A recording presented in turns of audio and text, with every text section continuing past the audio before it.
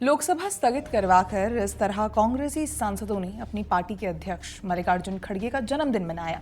जी हां, मॉनसून सत्र के पहले ही दिन कांग्रेस पार्टी ने लोकसभा में जोरदार हंगामा किया। हंगामे के कारण लोकसभा की कार्यवाही बार बार स्थगित करनी पड़ी।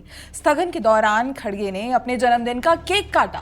चलिए उन्हें जन्मदिन की बधाई। लेकिन सवाल ये है कि टैक्स पेयर्स के पैसों से चल रहे सदन को सुचारू ढंग से कांग्रेस पार्टी चलने क्यों नहीं देती, जबकि सरकार ने साफ किया है कि वो सदन के सुचारू रूप से चलाने के पक्ष में है। पीएम मोदी ने भी सत्र की शुरुआत से पहले मीडिया को संबोधित करते हुए कहा कि मॉनसून सत्र राष्ट्र के लिए बहुत ही गौरवपूर्ण सत्र है। पहली बार अंतर्राष्ट्रीय अंतरिक्ष स्टेशन पर भारत का तिरंगा लहराना हर देशवासी के लिए गौरव का पल है। राष्ट्र के लिए ये बहुत ही गौरवपूर्ण सत्र है। ये मॉनसून सत्र राष्ट्र के लिए एक अपने आप में विजयोत्सव का रूप है। और जब मैं कहता हूं कि सत्र राष्ट्र गौरव और विजयोत्सव का सत्र है, तो सबसे पहले तो मैं पहली बार इंटरनेशनल स्पेस स्टेशन पर भारत का तिरंगा झंडा वहां लहराना, यह हर देशवासी के लिए गौरव के पल है।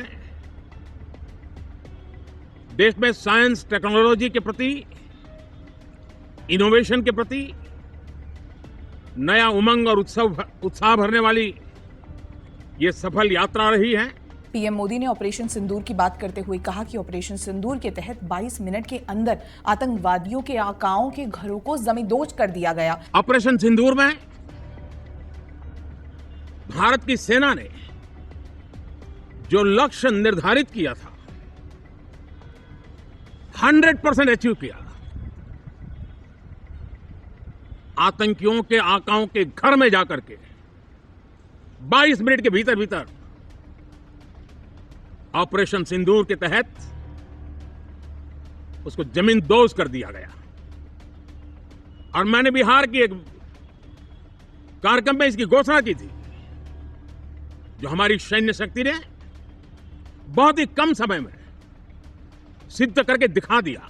इसके अलावा उन्होंने नक्सलवाद के मुद्दे पर कहा कि हमारे सुरक्षा बल एक नए आत्मविश्वास और नक्सलवाद को खत्म करने के संकल्प के साथ आगे बढ़ रहे हैं। देश में माओवाद और नक्सलवाद का दायरा छोटा हो रहा है। हमें गर्व है कि बंदूकों के आगे हमारा संविधान जीत रहा है। नक्सलवाद का, माओवाद का दायरा बहुत तेजी से सिकुड़ रहा है।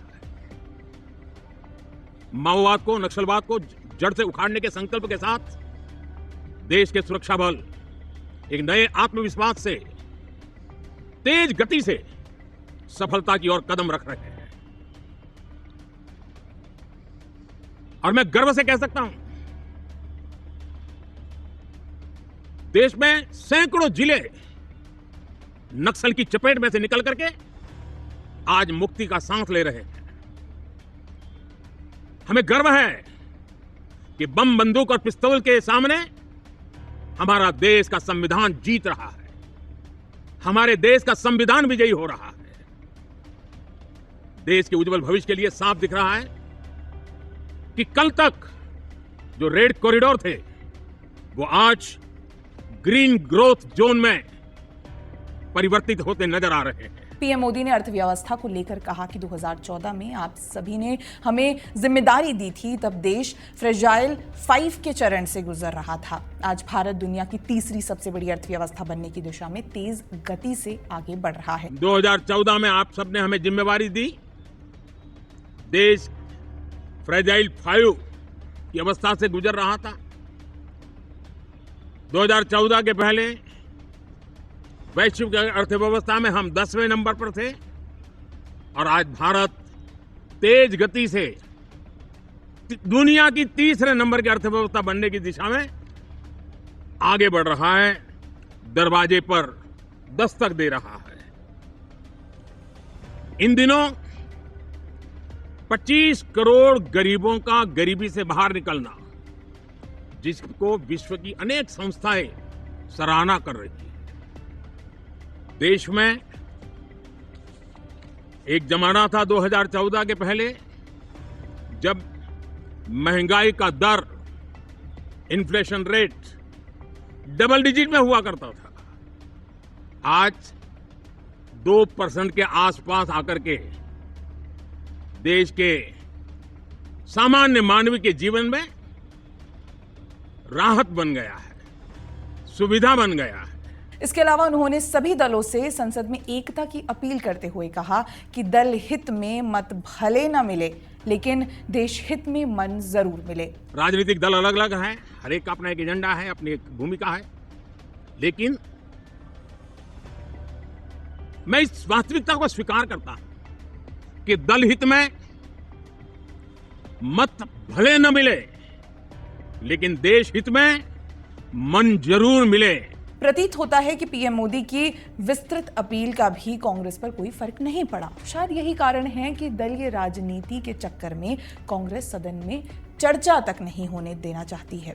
मॉनसून सत्र से पहले पीएम मोदी ने जो कहा, उसे लेकर आपका क्या कहना है, हमें कमेंट सेक्शन में जरूर बताइएगा। अगर आपको हमारा कंटेंट पसंद आता है तो हमारे चैनल को सब्सक्राइब भी कर लें। जय हिंद।